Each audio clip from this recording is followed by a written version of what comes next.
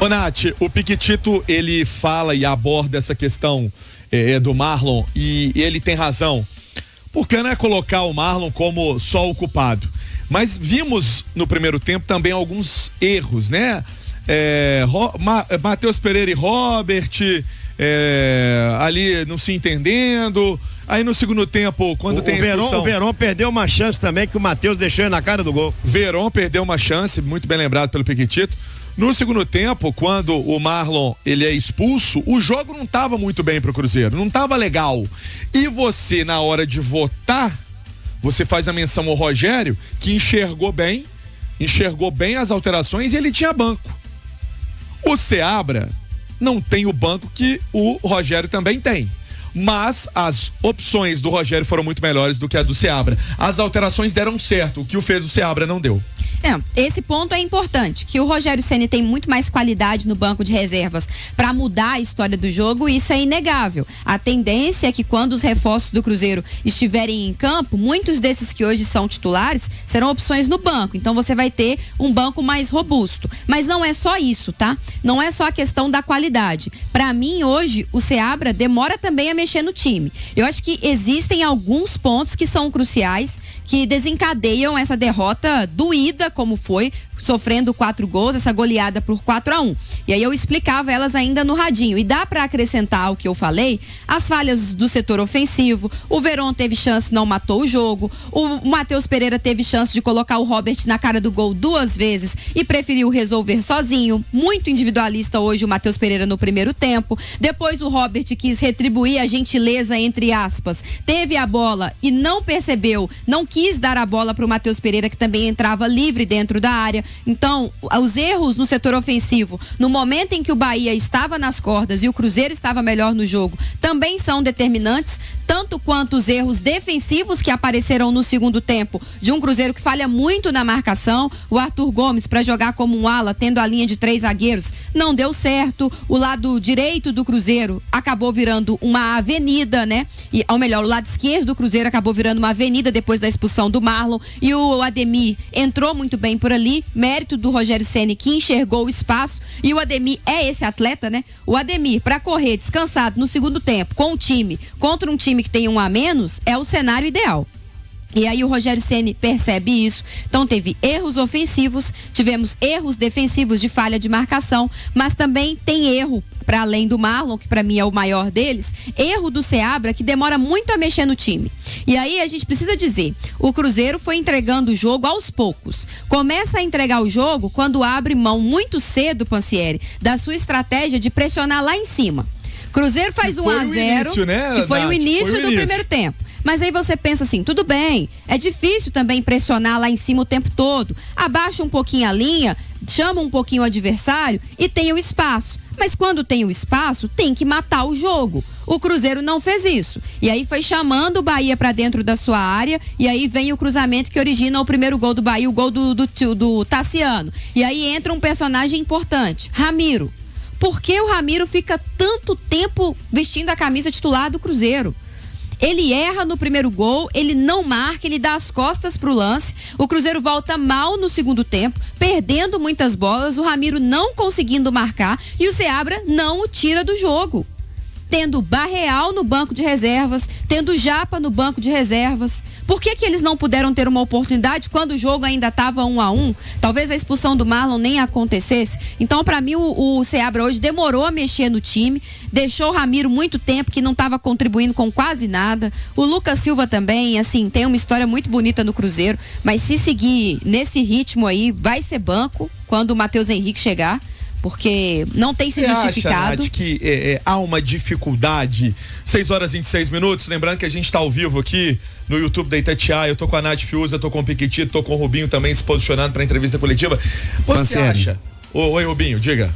Tudo bem? Tudo Já ótimo. Estamos aqui posicionados para ouvir o técnico Fernando Seabra depois desse resultado inesperado, principalmente pelo que foi o segundo tempo. Bem não tá, não. E daqui a pouco vamos ouvir, já aqui posicionados, e depois também a zona mista do Cruzeiro, aqui diretamente da Arena Fonte Nova. Lembrando, o Cruzeiro tem a quarta-feira o Atlético Paranaense e já sem o Marlon. E vamos perguntar para o técnico Fernando Seabra justamente sobre o Kaique, né? Que não foi opção para hoje, para aguardar se vai estar à disposição e até mesmo para ser titular contra a equipe do Atlético Paranaense, já posicionados aqui dentro de instantes. Fernando Seabra na Itatiaia. Assim que chegar, você chama, Rubinho. Ô, Nath, a minha pergunta era, dentro daquela sua linha de trabalho, você não acha que Lucas Silva e Romero estão meio com freio de mão puxado? Eu tenho essa impressão que eles estão tendo que suar para fazer a execução de um movimento que para mim seria normal em outras condições. Eu acho que o Romero, menos que o Lucas Silva, acho que o Romero consegue desempenhar melhor o seu papel. Acho que o Romero fez um bom primeiro tempo, protegendo ali a entrada da área. Você não percebeu em nenhum momento o João Marcelo e o Zé Ivaldo muito expostos no 1 contra 1 contra os atacantes dentro da área. Isso é mérito também do trabalho do Romero, de proteção ali da intermediária. Mas o Lucas Silva, já nesta temporada, acumula mais atuações em que ele esteve na média para pior do que como destaque do jogo. E eu acho que isso é um problema, né? Porque o Lucas Silva é uma das referências, é uma das lideranças desse time. Não pode ver o adversário conduzindo a bola e abdicar de tentar dar um bote, de tentar roubar, de tentar desarmar. Não pode o Ramiro perceber que o time se armou todo para um contra-ataque dentro da área e fingir que vai no adversário e praticamente virar o corpo e deixar, agora cruzou, agora eles resolvem lá, o Zé Ivaldo, o João Marcelo tira. Não é por aí, principalmente quando você está jogando com um adversário que tem muita qualidade. O jogo, até a expulsão do Marlon, era um jogo de equilíbrio. O Cruzeiro teve seus momentos, poderia ter feito 2-0, não fez. O Bahia teve seus momentos, aproveitou e fez o seu primeiro gol, mas da expulsão em diante, aí esse equilíbrio vai pro ralo e aí sim começa o que foi um amasso do Bahia pra cima do Cruzeiro, e aí o Cruzeiro fica muito desnorteado. É difícil também, né? Aí você percebe o Cruzeiro que terminou o jogo. Tinha Arthur Viana, tinha o Japa, tinha o Vitinho. São muitos garotos para tentar resolver um jogo muito complicado. Então faltou também os mais experientes estarem nesse momento, mas aí um cara experiente como o Marlon faz o que fez. Gosto muito do Marlon, o elogiei no início da jornada, mas não pode ter esse destempero, né? Tem que ter mais cuidado. Acho que o Seabra tá pronto, né? Parece que sim, parece que já está tendo uma movimentação na sala de imprensa. São 6h29, estamos aqui com o nosso pós-jogo. Vamos lá. Não, enquanto a gente aguarda aí, quando tiver prontinho vai entrar e o pessoal vai ouvir, né? Ele tem que falar disso aí, eu tenho que concordar mais uma vez com a Nath. Gosto também de discordar, que o mundo também é feito de divergência. Mas eu me recordo aqui, Nath, que eu falei, vou auxiliar, até eu falei assim, posso te ajudar, Nath? Você falava que você voltaria com uma alteração, ou no mínimo uma ou duas. E eu falei, Nath, Cruzeiro volta com a mesma formação. Você se recorda disso? Lembro, e você lembra que naquela oportunidade eu te falei, o Ramiro muito apagado. Exato. Nem se destacou com a bola, e sem a bola, que a gente esperava que ele tivesse um papel preponderante, né? Porque esse meio campo do Bahia é muito forte, então os volantes do Cruzeiro hoje teriam que trabalhar muito, ele também não ajudou. E aí eu acho que, você consegue fazer um primeiro gol, sofreu um empate, mas até aí tudo bem, tá tudo dentro do script. O Barreal voltou. A gente fica aqui falando, o Barreal faz falta, tava bem, jogando ali como um meia, próximo do Matheus Pereira e tudo mais. Aí o cara vai pro banco, não é nem utilizado.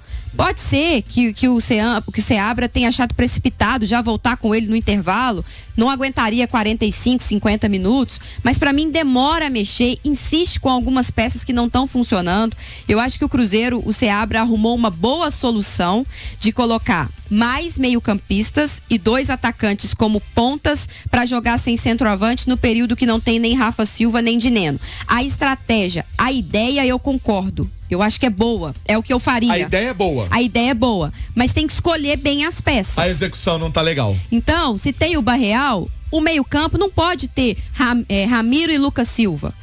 Um deles tem que ser o Barreal, porque estava bem antes de se lesionar. O primeiro volante é o Romero, não tenho que questionar com relação a isso. O terceiro elemento ali, o quarto elemento mais adiantado, é o Matheus Pereira. Se vai jogar também com 2 homens abertos pelo lado do campo, um deles tem que ser o Arthur Gomes. não tem o que fazer, porque o Robert infelizmente não vive um bom momento, errou tudo que tentou hoje o Robert, em alguns momentos talvez, né, até, coitado, poderia ter resolvido o jogo se tivesse recebido a bola, que não recebeu, porque o Matheus Pereira hoje estava um pouquinho individualista, principalmente no primeiro tempo. Então, assim, é importante armar a estratégia, mas é importante colocar as peças certas para executá-las. Eu ainda dou uma colher de chá pro Seabra hoje, porque o Barreal e o Arthur Gomes estavam voltando. E o primeiro jogo pós-lesão é sempre um jogo de atenção. Mas quero ver se quarta-feira, dentro do Mineirão, com a torcida, contra um adversário duro também, que é o Atlético Paranaense, se o Seabra vai insistir com essas mesmas peças. Eu tenho uma ideia, 6h32, que se o cara tá no banco, ele tá habilitado a jogar. Às vezes faz mais sentido o cara começar o jogo e aí ir pro banco descansar. Exatamente. Quando o resultado estiver construído. Isso é óbvio, né? Isso é uma máxima do futebol. Mas existem muitos treinadores que entendem que às vezes você colocar um jogador que tá um pouco, que ainda não tá no 100% como os demais, porque tá um pouquinho sem ritmo de jogo, é melhor ele entrar quando o adversário tá mais cansado. Vai ser mais fácil dele encontrar espaços, vai ser mais fácil dele ganhar um duelo. É uma estratégia que é válida pelos dois pensamentos, né? Agora, se é pra mexer, tem que mexer na hora certa. Mas você não acha? Não pode ficar postergando. Mas você não acha, Nath, que se tem o Barreal, que você falou bem e eu concordo, pra mim o meio-campo do Cruzeiro dentro dessa perspectiva ainda sem os reforços, Romero, Lucas Silva, que tava sendo utilizado, Romero, Lucas Silva, Barreal e Pereira. Isso. Se você tem o Barreal pra fazer essa função, mesmo ali no segundo tempo, se ele tá no banco, coloca, né? Porque senão você já tem um experimento que deu certo. Então você já tem ali que você sabe que o Barreal, executando daquele jeito que ele entra do lado esquerdo, tem a perninha esquerda boa, ele vai incomodar o adversário. O que o Ceni fez no contragolpe, no nocaute que falou Pique, que realmente o Cruzeiro tomou o nocaute, ele dá uma nocauteada mesmo, né? Ele vai num jab direto e o Cruzeiro não consegue reagir. E explorando muito a fragilidade do setor esquerdo de defesa do Cruzeiro, que perdeu o Marlon. O Vidal entrou completamente fora de ritmo ali. O Arthur Gomes teve que ir pro outro lado. Enfim, ficou muito desconfigurado, desequilibrado o Cruzeiro. E aí o Rogério Ceni observa isso, coloca o Ademir, e mesmo o Biel, que entrou na outra ponta, né, do outro lado, correndo em cima do William, também teve espaço, tanto que o William acabou saindo, porque não estava conseguindo correr atrás do Biel. O Biel estava ganhando absolutamente todas, e aí ele foi jogar com esse esquema de 3 zagueiros para tentar fechar um pouco mais os espaços. Então, assim, é complicado você ter o jogador de qualidade no banco e não utilizá-lo, ainda mais num cenário em que você já tem outros desfalques importantes. Porque vamos pensar aqui, se o Rafa Silva estivesse apto a jogar, o time do Cruzeiro poderia ser Romero, Lucas Silva, Barreal, Matheus Pereira, Arthur Gomes e Rafa Silva? Sim. Poderia ser. Sim. Você tem 2 atacantes que têm mais qualidade, mais poder de decisão hoje que o Veron e que o Robert. Mas, se você não tem o Rafa Silva e quer jogar com 2 jogadores abertos, eu não entendi hoje a insistência com o Robert. Mas é o treinador dando um voto de confiança. Eu acho que foi isso, Nath. Opa, sério. Eu acho que foi, sabe por quê? Porque ele saiu muito abalado do último jogo, né? O choro dele até me marca, porque ele pede desculpas pra torcida. Sim. Eu acho que foi mais nesse sentido. Eu acho também que é um voto de confiança a ele, mas era um jogo pesado, sabe? Um jogo duro. Às vezes é melhor tirar o garoto um pouquinho de cena, deixa ele no banco, sabe? Coloca outro mais experiente, para um jogo que exigiria muita transpiração, muita concentração. Aí outros podem falar, aí o menino erra, saca e joga ele no banco, como se ele não existisse. Não é isso. Às vezes é deixar para ele entrar já mais pro final do jogo, quem sabe com um resultado mais favorável. Eu acho que insistir hoje com o Robert, eu não faria isso. Mas eu entendo também que é melhor o Robert jogar longe do Mineirão, nesse momento, do que dentro de casa. Mas eu acho que hoje a melhor opção era ter sido o Arthur Gomes como titular com o Veron. Não só pelo momento que vive o Robert, mas porque o Arthur Gomes é melhor que o Robert. Olha só. Você falou em aproveitar as oportunidades que o Cruzeiro teve no primeiro tempo e não soube, Nath. Anotando aqui, né? Quando da expulsão do Marlon, ele saiu aos praticamente 25, né? Aí o Estupinhã faz aos 33. O Biel faz aos 46. e o Estupiã volta a marcar os 51. Quer dizer, praticamente cada 6 minutos da expulsão do Marlon até o final saiu um gol do Bahia. O aproveitamento das oportunidades e com a vantagem numérica, ou seja, com um jogador a mais.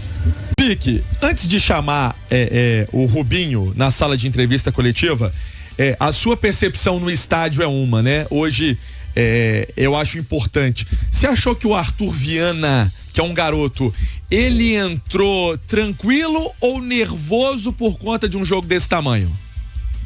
Eu acho que sim.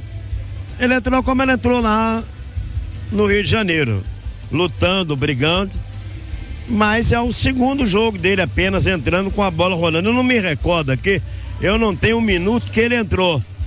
Eu não sei se a vaca já tinha ido pro brejo a hora que ele entrou, entendeu? Mas claro que não é a solução. Eu tô com a Nath no seguinte, eu acho que ele poderia ter tirado o Ramiro. Ramiro não tá bem. E o Lucas Silva também, né? Vou passar pano também não. O Lucas Silva, o futebol dele não tá legal, né, Pique? Não é o Lucas Silva do ano passado, né? Porque a gente tem que pegar como referência o ano passado. Independentemente de ser um cara legal, um cara de família, um cara gente boa, ele não vem atuando bem, né? Assim, não tá fazendo bons jogos.